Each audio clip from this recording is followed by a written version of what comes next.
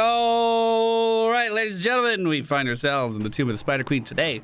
We're playing as Stukov, a character that I very recently, mostly off-stream, got to level 15, got the gold ring on. And I wanted to show you what I learned about the character and what my preferences are with the character after dedicating a fair amount of time into playing him. I don't remember what level he was at before we started. Honestly, that was a little while ago when I did this, so kind of revisiting him again just to share what we've learned. So our Q ability is our healing pustule. This is usually best self-cast on yourself and then let it bounce around to other players. If you cast it on other players, it can have a lot of really weird interactions, and I'll try to go over those soon to make those more apparent. So oftentimes when you see me casting Q, I'll hold down Alt and cast it on myself just to make sure that it connects 100%. And then from there, focus on spreading it around to the rest of our allies.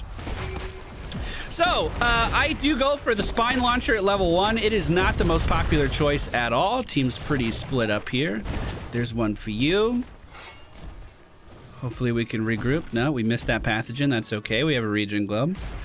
It is not the most popular choice. A lot of people go for E talents at level 1. I think that's totally fine. I think that's a great way to play, and we've had some pretty good success with that strat as well. However, there's something about changing our auto attack to be able to slow 100% of the time that's really appealing to me personally. And I find I play around with it pretty well in most cases. So what do I mean by that? Stukov actually has one of the slowest and hardest hitting auto attacks in the game. Now by taking Spine Launcher, you are reducing its damage by a significant amount. I think it's like 40% or something. But you can see that I'm still able to hit for 106 in auto attack at this level, which I don't feel like is that bad. Actually, more than that. We're at 169, boys. So that adds up. That adds up real fast. We'll go ahead and pop that healing pathogen onto our... Oh, we got it, we got it, we got it. Oh, fucking great heal from Karazin. Pop the healing pathogen onto our tank, our Garrosh. Unfortunately, it was not enough to keep him alive. Now, I'm on the run a little bit here. We can try to slow down the enemy team's Cassie. It looks like she's not chasing too hard. And we're going to bounce the heal around to our allies and pop it with our trait. Our trait just allows our heal over time to become a very large heal rather than a heal over time. So the pathogen that I've been talking about spreading, that you can see me spread around the screen to our allies, that is a small heal over a few seconds. And then we're able to change it into a very large instant heal every 16 seconds if we are paying attention. We're going to pick up one good spread here, which is going to make the ability a little bit easier on our mana bar to use. Weighted Pustules, our W ability, we're going to hurl a pustule at our target. You saw me use it on the enemy team's Junkrat just a moment ago, perhaps. It does a small amount of damage, but you can then detonate it with your trait to have a gigantic slow added onto it. At least that's my... Okay, Hurl Pustule deals 24 damage, slowing by 5%, increasing to 50. If you detonate the Pustule, deals an additional 107, and it expires immediately, so it applies that big-ass slow right away. So we could use that to position someone inside of our Lurking Arm, which is our E ability, which is a silence to an area. It's super duper strong, especially if you're sieging. You can just cut off the entrance to the enemy team's base. You can cut off their safety net entirely. There was a little bit of a fight going on down here. We're going to put the heal on Murky, silence anyone still in that area, and slowly walk back to our base. I probably should have been a little bit faster there. I mean, I have no problem saying that. We do see Medivh running forward right now, not getting thrown away, but we are going to hit him with the pustule and hit the slow, silencing him now as well, so he has to move back towards me, and then we finish him off with a nice pustule, a nice slap to the face. I guess it's not a pustule. We can't just use that word all willy-nilly. We are going to pick up Growing Infestation at level 7, and what this is going to allow us to do is that area denial we were talking about just gets increased more and more now. So when we channel our E ability, this area is going to expand. The caveat to this is we now have a duration on the Lurking Arm that we kind of have to work around. We'll put the pathogen on ourselves, bounce it over to our Murky, and then see if we can help out with any of this. I should be with the team more. I don't know, dude. I'm spacing out. We were trying real hard. We were trying real hard on those Cho'Gall games. And now I'm just kind of like, I'm just in like a zen state. I'm just kind of going with the flow now.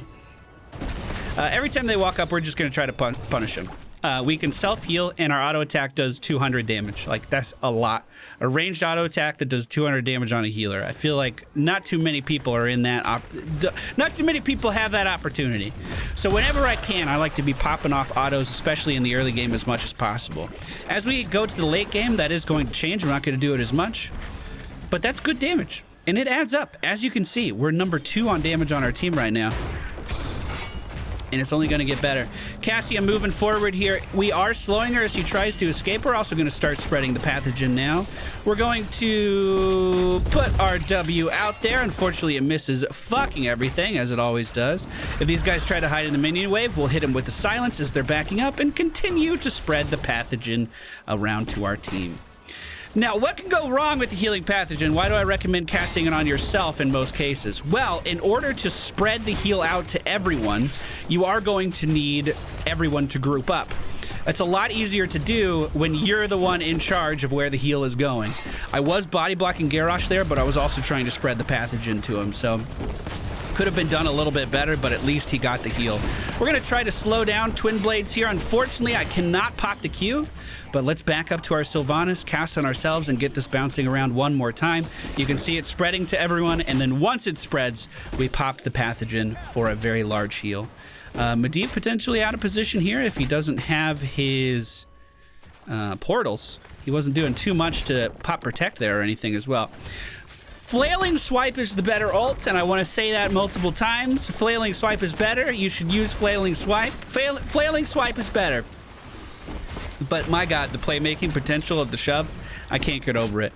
Now, we did try doing this explanation of Stukov last week on Viewer Game Tuesday. However, I was feeling like shit last week on Viewer Game Tuesday. I'm a little bit more coherent today, so I hope it goes a little bit better.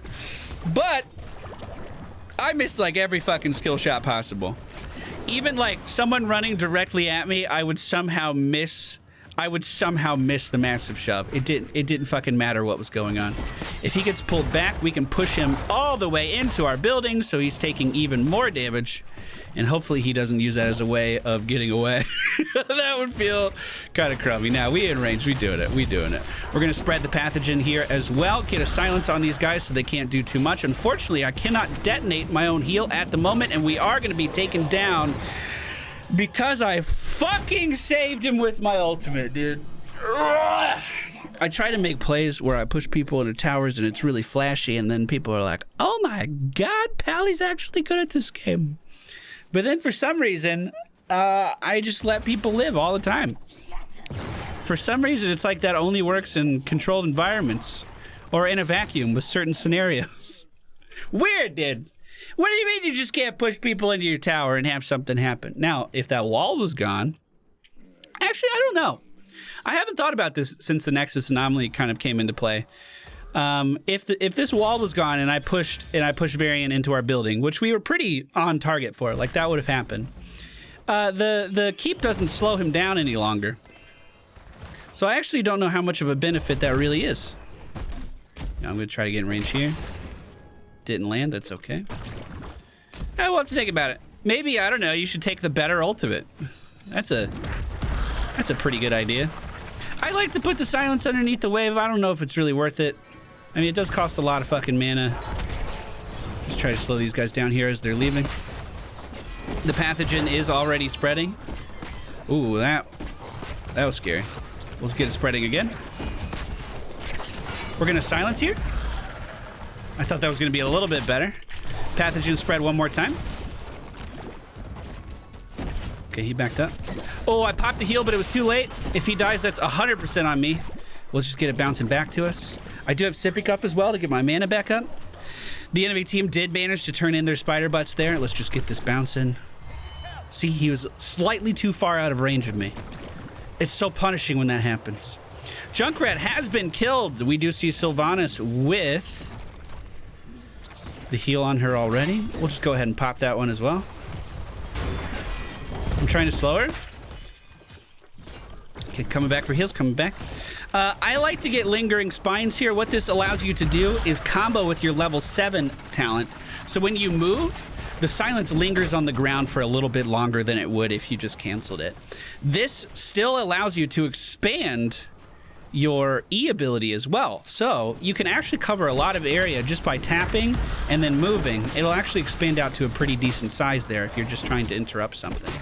Murky's Egg is weak up top, but Sylvanas is clearing the lane, no problem. We see Junkrat moving in on the middle lane. Like, let's see how he reacts to... I imagine he'll just walk away. Oh yeah, it didn't do much at all, did it? I could have silenced him there potentially to get the kill. Maybe we still can. A little bit too far. So unfortunately, another minion moved up as well. I just wanted to see how much of a detriment actually throwing someone into a building right now would be. We're going to chain our heal over to Garrosh. I didn't quite make it to Li Ming in time, unfortunately. That doesn't count as a hero. I should have known that wasn't going to work. But at the end of the day, the fucking shove only has a 20-second cooldown. So even if you miss it, you're still going to be able to fire it off again like it's nothing. Like it's almost ready again. That's one thing about this ultimate that I do actually really like a lot. It's like even when you get a really bad throw, you get a really bad ability, you're still able to do quite a lot with it. He does get away. That was an instance where I absolutely should have shoved him, but went for the silence instead because I did not want him to use his mine, his satchel charge to get away to safety. The friendly team does have enough to turn in. I will try to put mine in. We're still going to be too short here. We've done 35,000 healing so far, which could be a little bit better. As we hit level 16, level 20, our healing is going to continue to just skyrocket, though. The enemy team does see me rotating. We'll get a slow on her. Try to land another. She's out of auto attack range. There we go. I don't think we're going to secure that kill. We might want to start thinking about backing away. We do see Sylvanas being pulled in, and unfortunately... Oof. That kill was not secured. Good try. I was trying to look for a situation where I could have tried to go for the massive shove there. Again, I think that was a situation where I could have swiped, no problem. But the shove wasn't quite looking as great. The enemy team going to defend middle right now. It's probably their best call. Bottom lane is the lane that we should be pushing, but we're on the other side of the map, so we'll just focus here for the time being. We are going to pick up Pox Populi, which is going to allow our heal over time to not be removed when we decide to detonate the healing pathogen. So what you saw there was we healed Garrosh. We'll just push her back. We healed Garrosh, and then we detonated the biokill switch, and it continued to heal him. Hopefully that can bounce back to him. Not quite in time. If you want to try, fucking holy shit, that's so much damage. Heal ourselves. Spread the heal. Spread the heal. Oh, Li Ming popping the fuck off again. Let's see if we can silence Karazim so he can't dash away. The silence a little too late, but still nice double kill there. Really nicely done. And with Murky pushing the top lane, we actually achieved our goal for the objective, which is getting a building. Rotating down to bottom would be fantastic right now if we're able to do so, especially if we can go as a whole team, because this is pushed in all the way, and that's just a little bit of health left on that building, and we'll have catapults for the rest of the game.